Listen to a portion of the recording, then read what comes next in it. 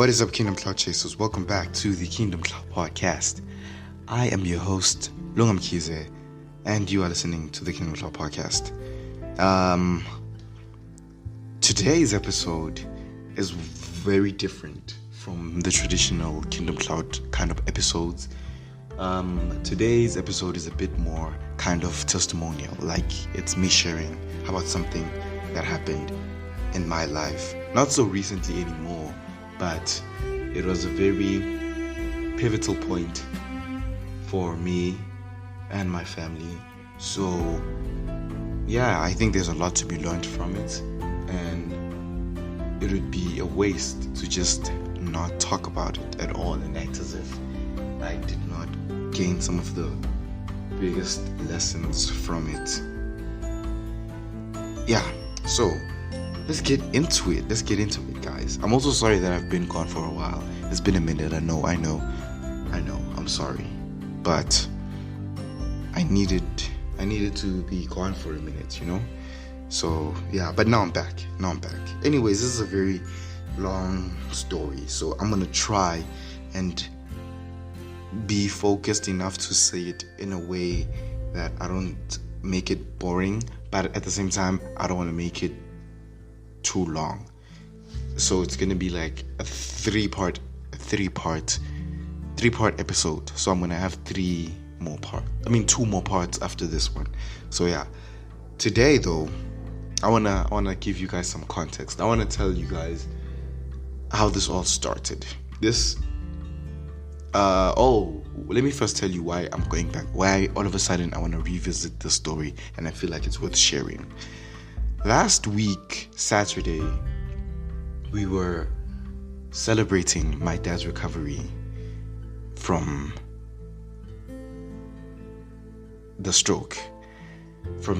He had a stroke. He suffered from a stroke last year, December. So now everything's kind of back to normal. Not really. Things are very different now because of that time in our lives. But in a way, let's just say he's back to normal.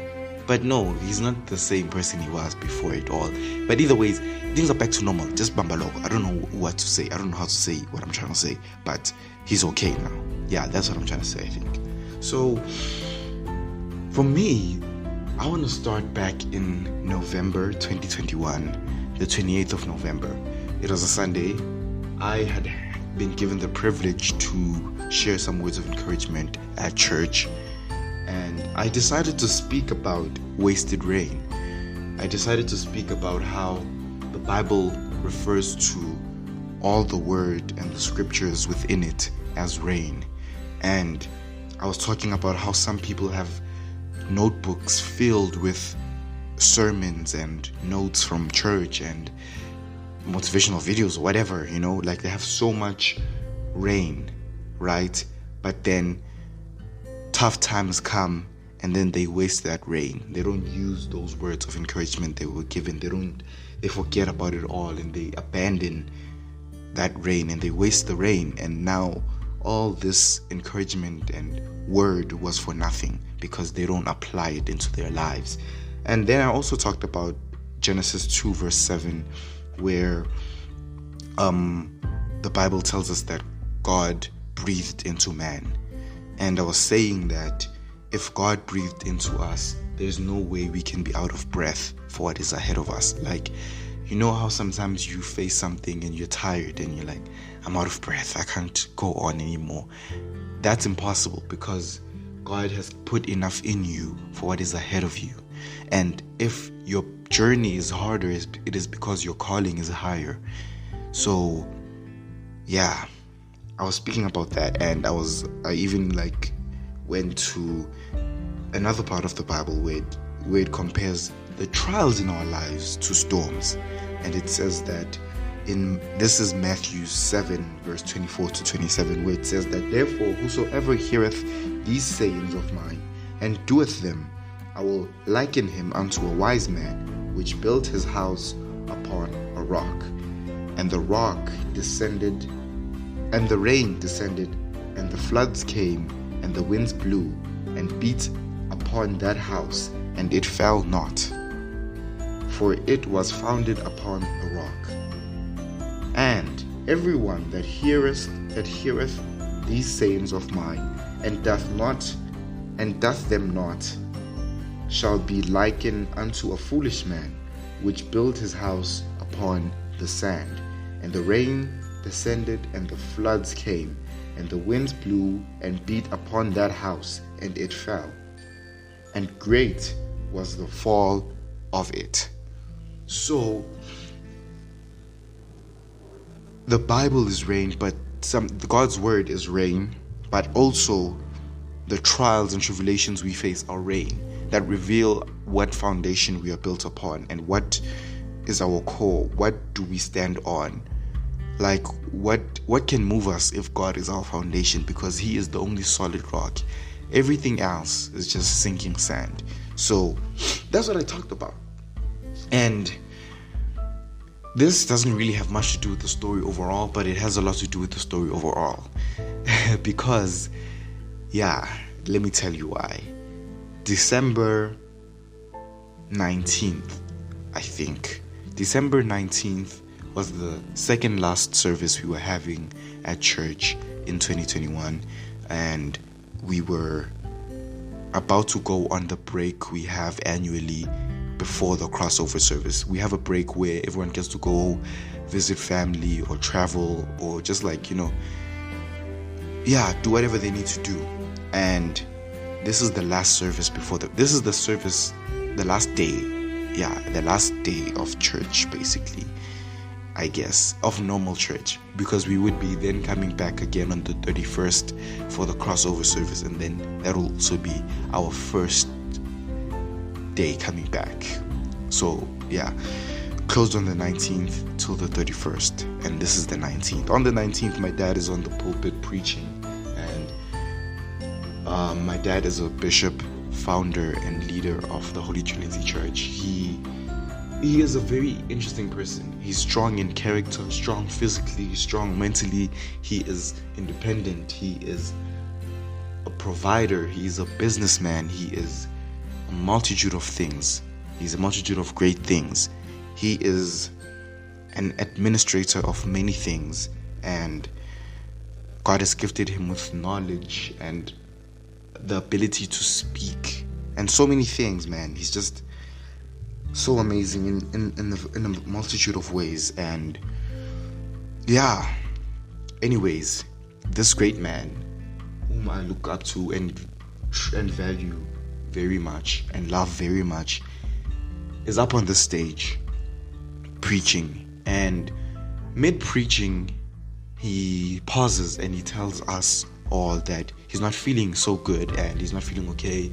So he finishes off his sermon, and Bongiseni, who was on another episode of the Kingdom Cloud podcast, who goes to church with us also, and he's in the worship team, helps him walk off stage and sits him down, and they do the closing and the announcements, and we all leave. And while this is all happening, I'm there at church thinking to myself, no, he's fine. I don't know what it is, but I'm thinking whatever it is, it's something small, and he's just, I don't know.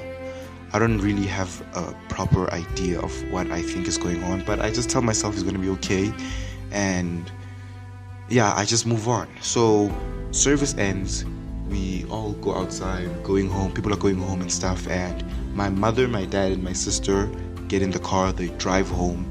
I decide to walk home because church is not that far from home, so I walk home with my friends and my younger brother. So yeah, we finally get home, and when we do, I get home, I ask my mother, how is my dad doing now? Is he better or same old, or what's going on, right? So she tells me that no, he hasn't really been doing any better, so he ended up going to sleep. Hopefully when he wakes up he's going to be fine. So okay, I still don't take it to mind, because like I said, in the beginning when I was telling you guys about my dad, a strong person in character, physically, mentally, in all dimensions of the word strong, he is.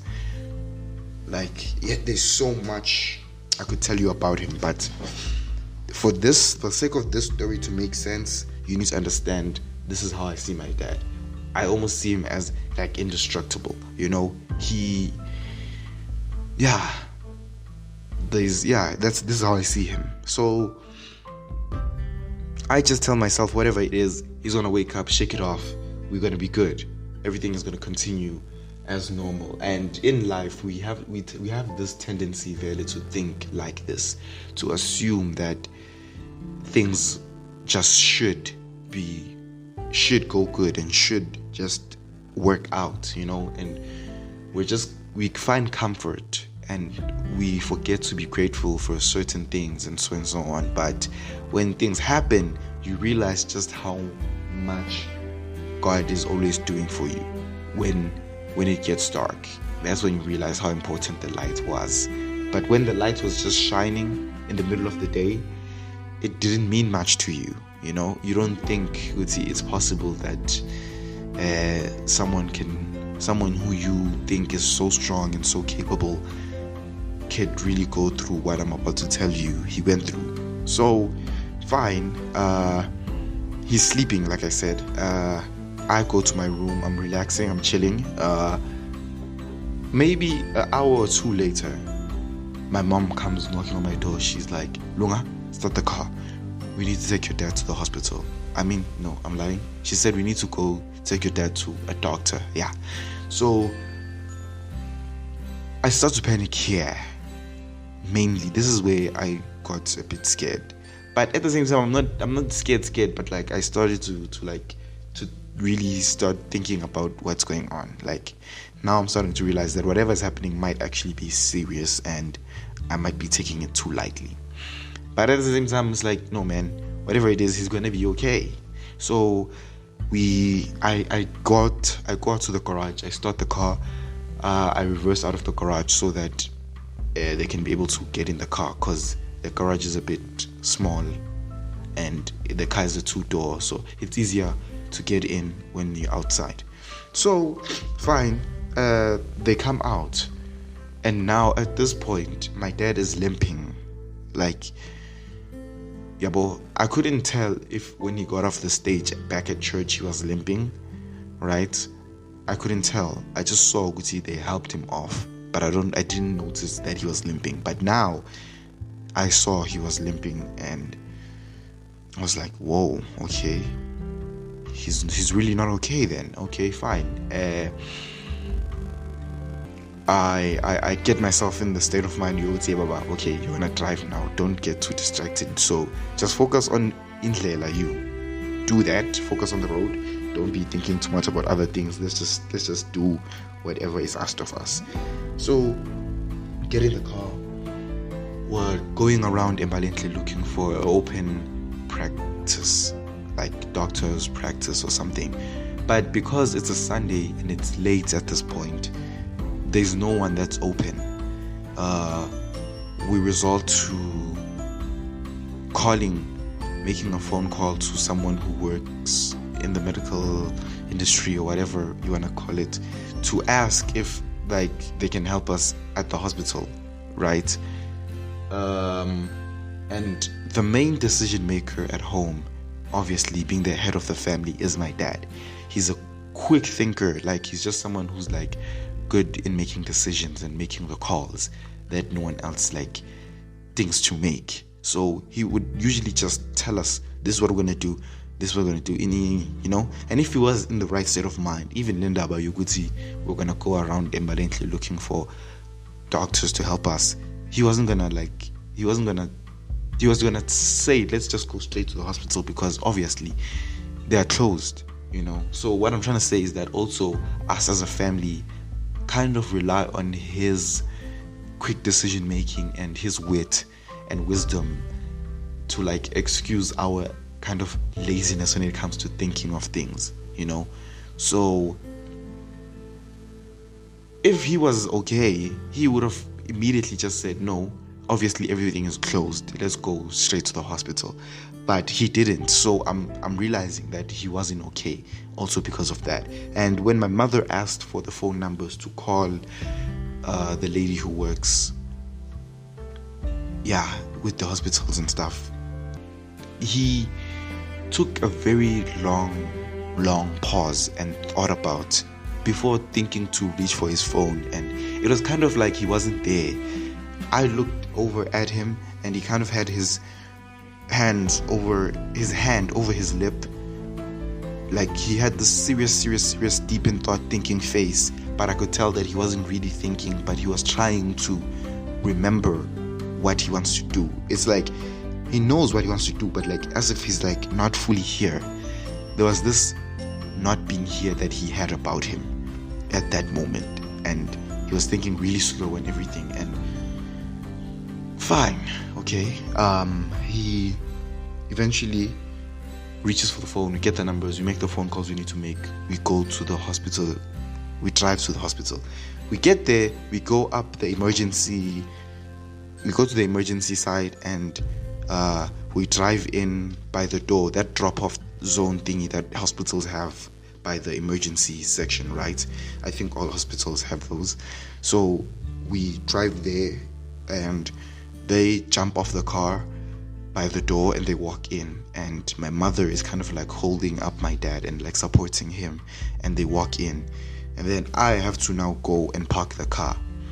So fine, I park the car, I come back inside, and inside it's packed, it's kind of full, and I see my mother filling out some forms by the counter. My dad is sitting down at a chair, and I stand next to my dad while we're waiting, and then like someone comes up to me who works at the hospital and asks me politely to please go stand outside, because at the time when this is all happening, it's COVID times and they don't want the place to be full or packed, so social distancing and all that. So I have to step outside. I wait outside, and so while I'm waiting outside, it's like it's late now, it's getting late at this point.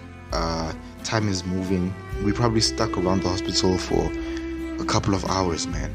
I don't know how long, but we were there for a good maybe 2 hours minimum, waiting in that car, and just waiting. And at the time of waiting, my thoughts are like just getting worse and worse of what could possibly be going on and what could be happening. So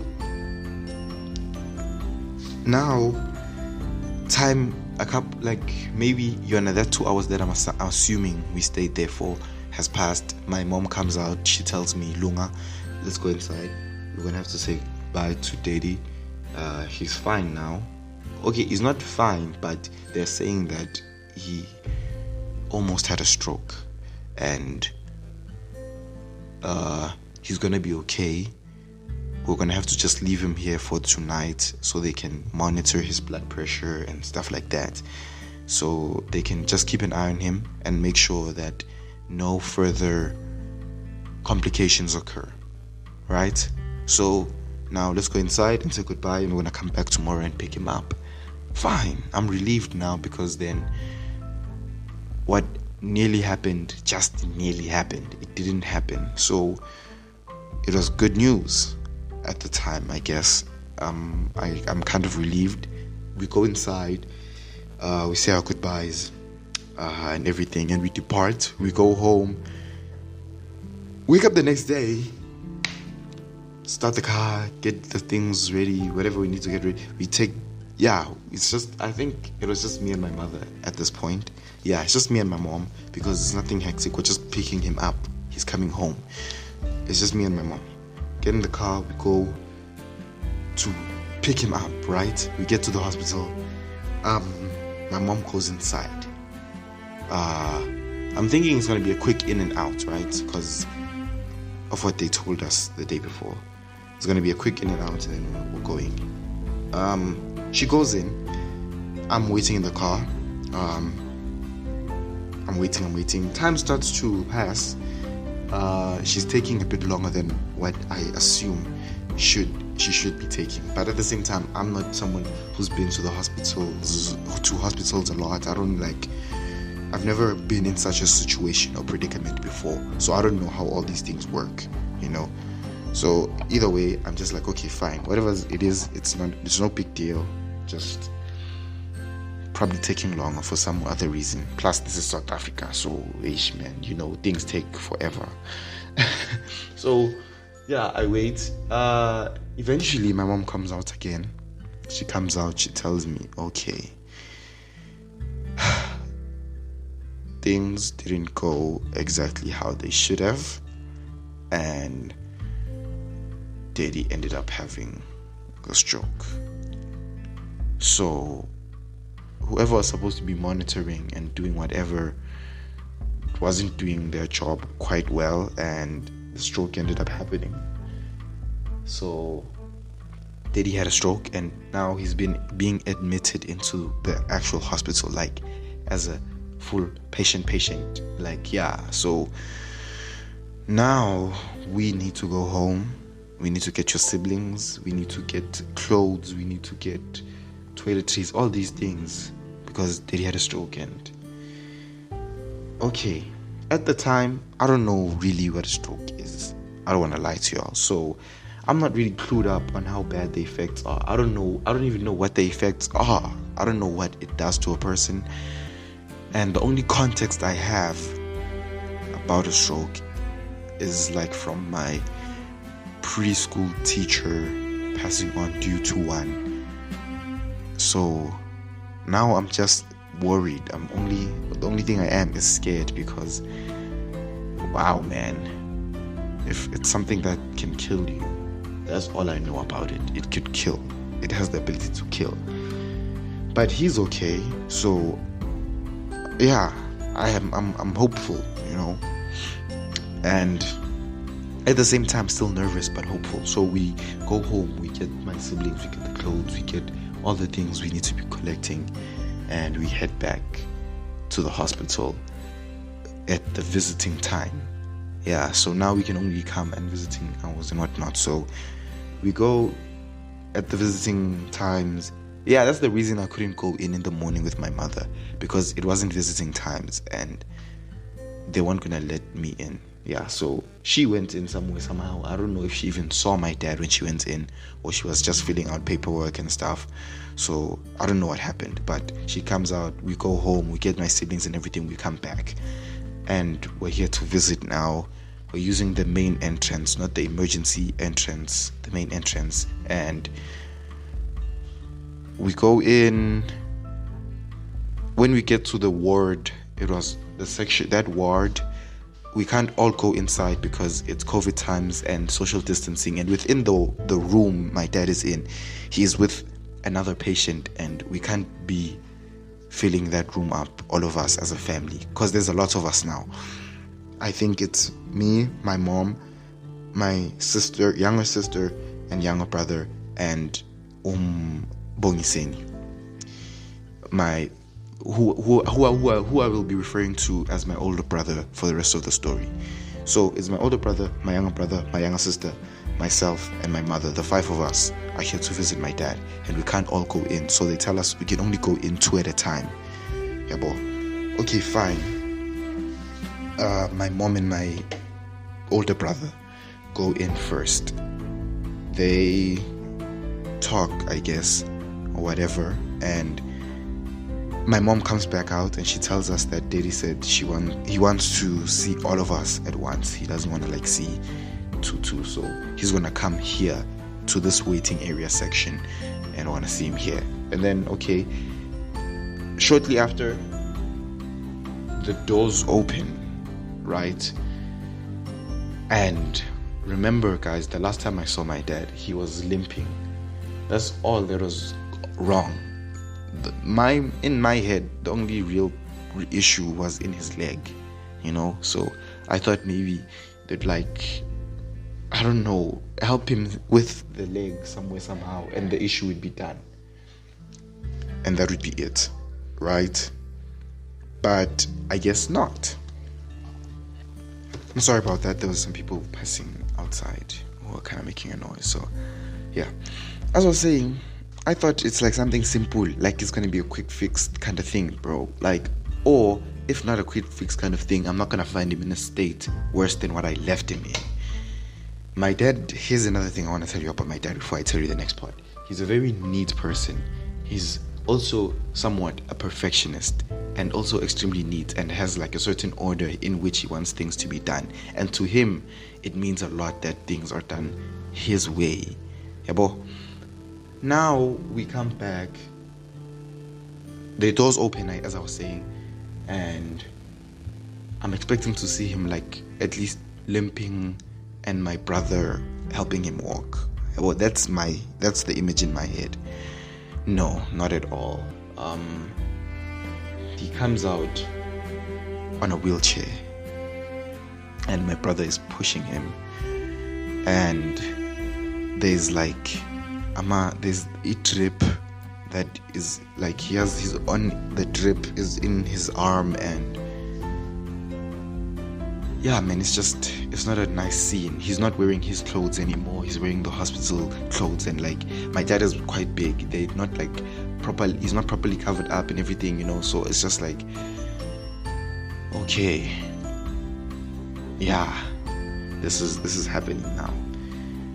That moment right there, as soon as I see him and I like analyze everything, next thing I just feel tears running down my face. My siblings are also crying, and what like, okay, no, I didn't immediately cry. It was when we're talking, we're trying to have a conversation, or like, you know, we're just trying to do the mundane procedure, like, how are you feeling better, what happened, you know. And as we're trying to have this conversation and ask these questions, my dad breaks down and cries. I get personally, guys, I've never seen my dad cry. My older sister this past Saturday was talking about how my mother is the one who never cries anything. But I don't know, maybe because of the age gap between us and how we see our parents being very different. To me, it was more out of character to see my dad crying than to see my mother crying, you know. So I see him cry, and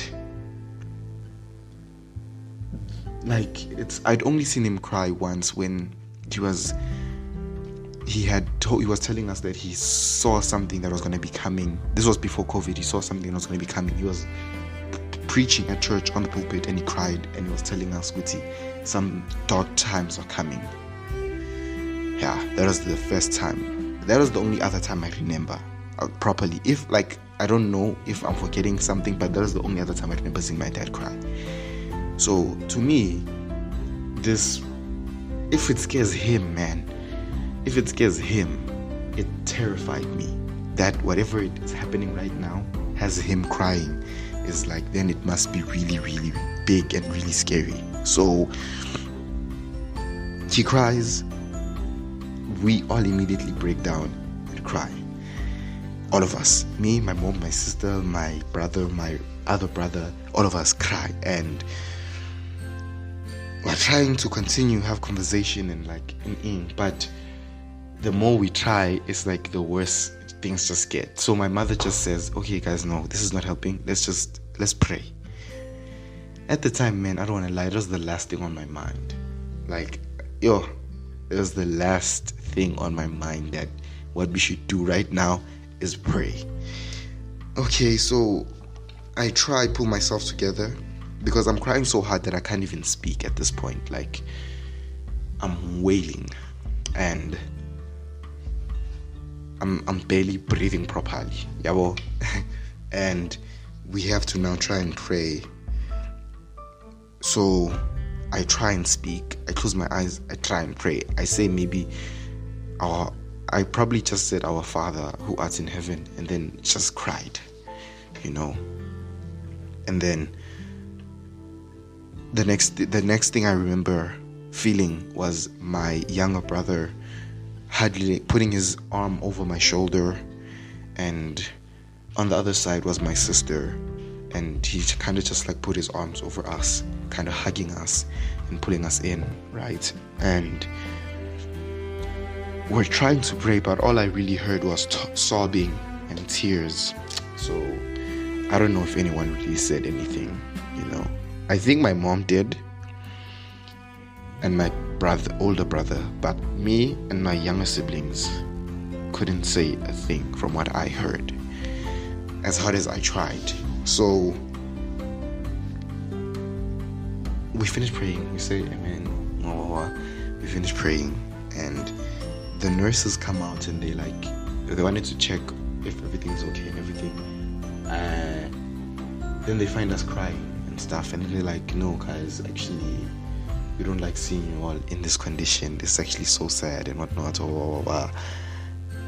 But you guys have to also remember that a stroke is something that has a lot to do with someone's mental state. And if we're all here crying, being depressed and stuff, and being in this condition, no one is really helping anyone. When you've suffered from a stroke, it's important to have family and friends around you to encourage you and remind you that there's light and there's hope and so on. But if we're doing this, no one is helping anyone. So they told us to try and pull ourselves together, and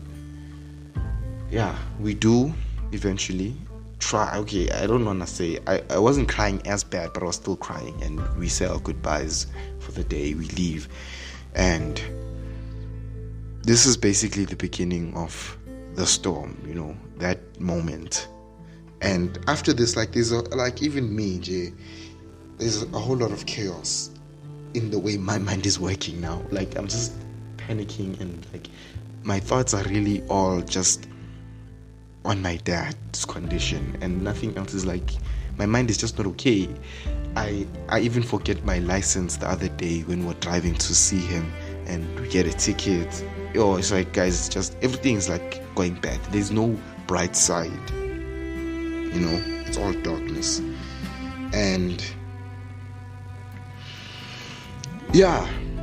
we come back the next day to help my dad take a bath. And when we come into the room, before we even come into the room, the nurses remind us, "Ningakali, don't cry, because if you do cry, we're not gonna let you guys help your dad, because you guys aren't helping if you're gonna cry." Hey man, I have to be strong now and pull myself together, and in order to go and help him. We come into the room, and my dad's laying on the bed, and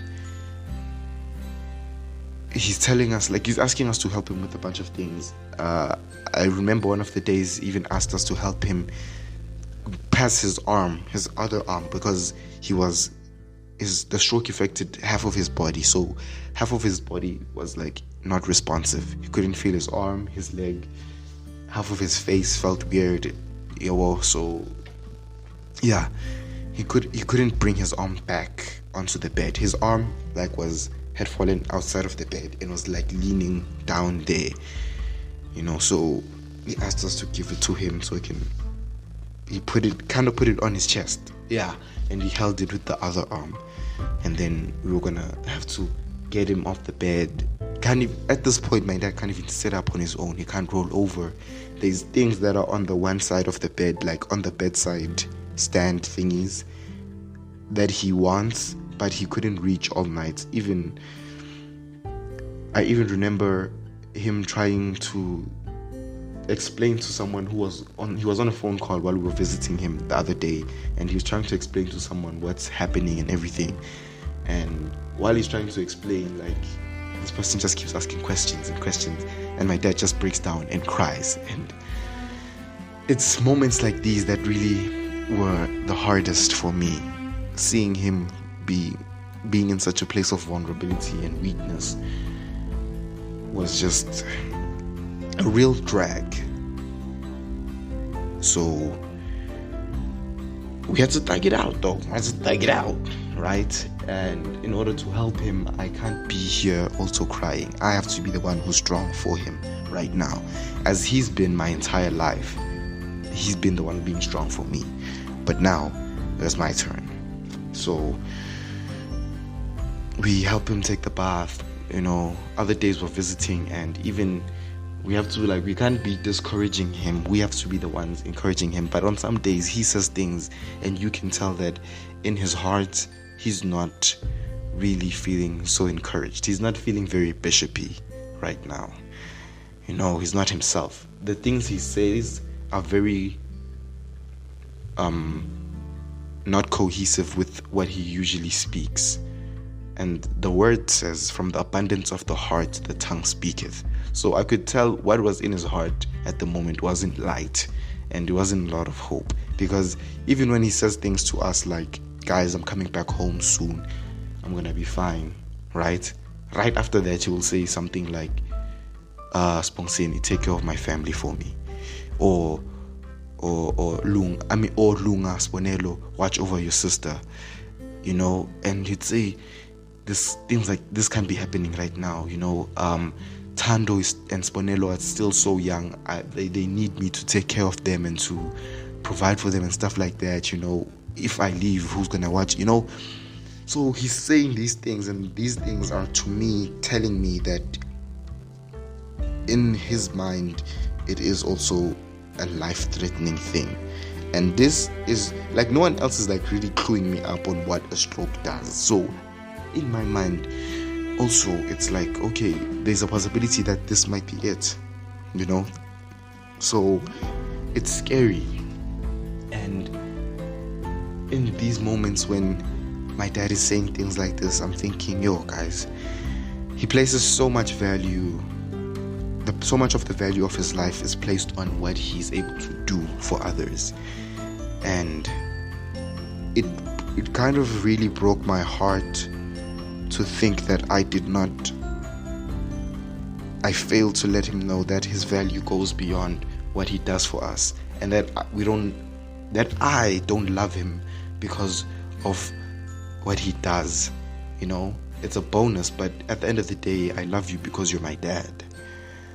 And if you were to do nothing else for me, you brought me into this world, it should be enough. Everything else has just been bonus. It has been a bonus, and yeah. And I think this is something that's a problem all over the world. We don't let people know that their value goes beyond what they do. We make our relationships like a job. In a job, obviously, if you're doing something, then you're valuable. You're appreciated by your company because you are able to do this certain thing because you're the best or something like that. But relationships shouldn't function off of that same kind of understanding. Relationships should work off of, I love you even if you are not able to do anything else for me ever again. Even if all I can do is just sit next to you and talk to you, that should be enough. So this is part 1. I'm gonna make this like a 3-part series. And if you guys still remember, in the beginning of the story, I told you that the month before, I got to share words of encouragement about wasted rain. And turns out we were about to go through the biggest storm of our lives as a family, as a church, as it was Ziakala, no. And in a way, it was as if God was preparing us through me personally, through the words I was sharing, the words of encouragement I shared on the 28th. It was like God was telling me, rain is coming, be prepared. Your foundations are about to be tested. So lesson number 1, each episode is also going to have a lesson. Lesson number 1, I want to look at Matthew. Oh, wait, before I even get to that, I want to tell you guys what was the most heartbreaking thing that he said to me while he was in the hospital. So we would visit him twice a day, in in the mornings and help him bath and everything, and then again later on at night, and we just say good night, have our conversations and talk, and then leave. So it was one of the late night visits, not late nights, but like it was the evening visits, and it was myself, my older brother, and my younger brother. And this was one of the parts where he said some of those very heartbreaking things. He said of, Tando is still too young. If I leave, who's gonna take care of her? Who's gonna protect my family? He's been saying you have to take care of my family. Like when he was saying these things, and then I think they left the room and it was just me and him, and then he said to me, in all honesty, but he spoke in Zulu. He said, in all honesty, there's been days in here when I thought it's just better if I were to die, because I don't want you guys to be seeing me like this. I don't like breaking your hearts every time you guys see me here suffering, in this condition. And then he said, I think maybe it would have been better if I passed on. Now imagine you have to tell your dad that no, you like, I don't know, what do you say to that when someone you love so much says something like that? That forced me to realize that I, first of all, don't show you how much I appreciate you. And if you think that just because you can't do anything for us, you're nothing to us, it means that I probably seem like some kind of stereotypical privileged kid who only loves his parents because of what they can do for them, like, yeah.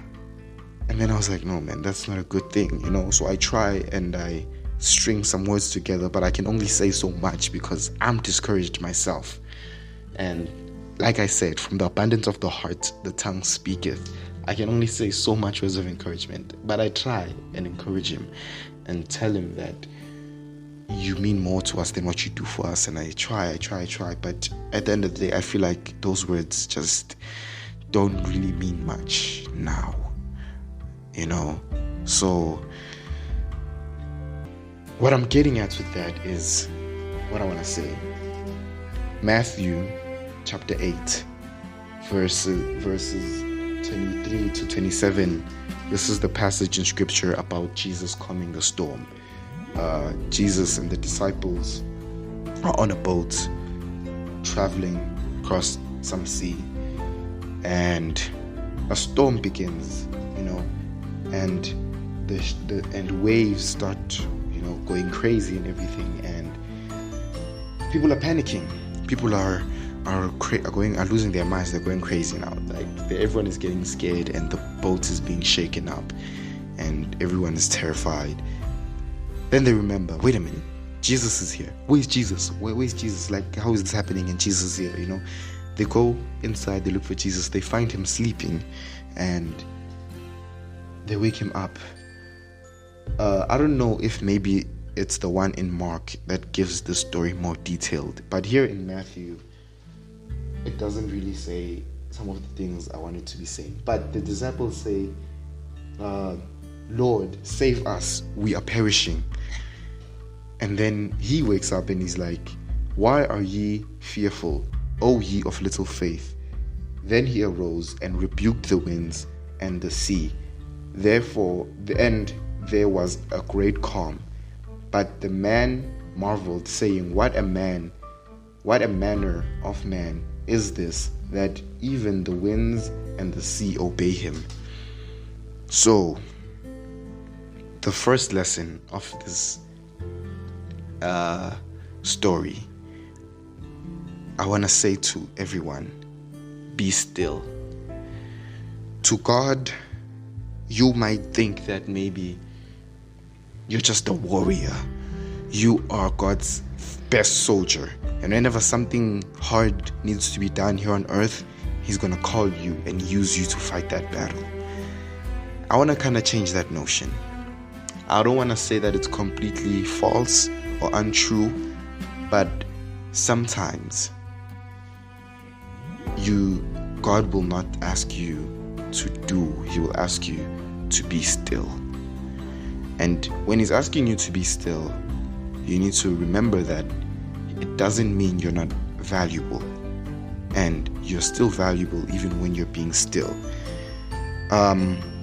Some people just have the gift of administration, which is the ability to organize tasks and people. So, and when you have this gift,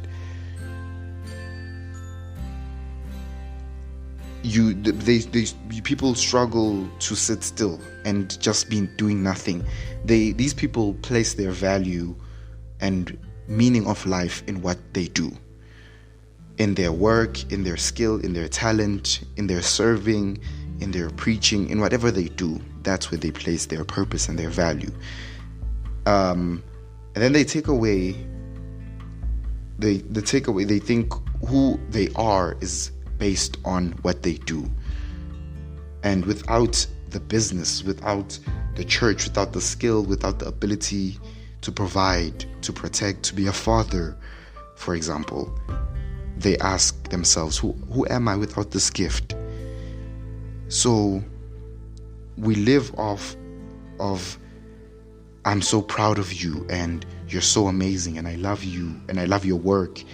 And it's dangerous to be at a place where we make this our rock and our foundation, because anything that is not God, if the foundation is not God, then it is sand, it is quicksand, and your house, the purpose, which is your house, your life, which is built upon this talent or this gift, will crumble when the storms come. And then you'll start to think you can't be loved, or you can't be of any value to anyone if you can't perform. And when your purpose is taken away, you can feel like your life has, what you think your purpose is, what you think the meaning of your life is taken away, you'll think you're without meaning or purpose for existing. But God is so capable and so present that we don't need to do His job for Him. His burden is light and His yoke is easy. When we trust in Him, He makes all things work together for the good of His children. And we have to be able to be like the storm and the winds. Storms and winds were meant to do exactly what they were doing at the sea on this day. They were meant to bring rain and make, that's just what happens when it's a storm. Waves go crazy. Waves do what waves do. The rain was doing what the rain does. The thunder, if there was thunder, was doing what the thunder does. The winds were doing what wind does. But then God said to those things, be still. And they were still. It doesn't mean that they are without purpose. But sometimes you have to realize that even when you're not doing what you were made to do, it doesn't mean you do not have purpose. So, your purpose is to love the Lord your God with all your heart, mind, soul, strength, with everything that you are, with the entirety of your being. And you have to realize that God is not trying to use you as some expandable weapon or tool. In fact, God's goal with you is to know you, and more importantly, to be known by you. He's been pursuing us since the beginning of time. He stepped off His throne to pick up dirt and mold us with His very own hands, and then He breathed into us, and then when we rejected Him, then He wrapped Himself in flesh and came down on earth to wash our feet, to heal our scars, to be with us. And then when He realized that He can't do that for all of us, from where He stood then, He died so that He could be with all of us at all times via the Holy Spirit. So what I'm trying to say is that, first lesson, you are loved regardless of your works. Grace is a gift and not a reward. There are rewards for your actions. There are crowns to be inherited in heaven, but to get to heaven is not going to be those works. Your crowns will sit there and collect dust if you don't inherit grace first. So,